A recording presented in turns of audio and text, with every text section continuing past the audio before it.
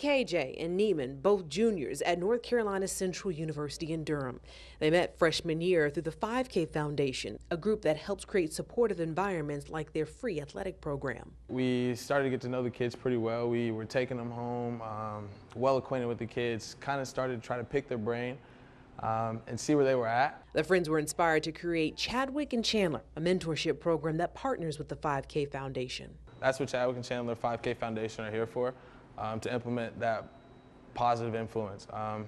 Again, we love to see the kids as much as possible. With their vision to make a positive influence, they both share their disappointment to hear about the murder of a 15-year-old and the arrest of a 14-year-old in connection to the crime. I think it's very unfortunate. I hate to hear it. My co-founder and I had this conversation earlier, how this makes us feel. They believe mentorship can help.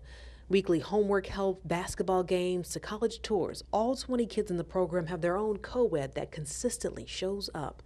And they've seen a change in their students. Like, I've seen this person grow. I've been there for every step of the way, and like them being able to not feel like they have to rely on me as well. Like, they can go out and make decisions for themselves, but they know, like, we set the baseline. We set the precedent for what it's supposed to be, how you're supposed to carry yourself. For these young men, the mission is to leave a lasting impression. Coming to this area wasn't a 4-year decision, it was a 40-year decision, right? We wanted to leave the community in a better place than we found it. In Durham, Bianca Holman, ABC 11 Eyewitness News.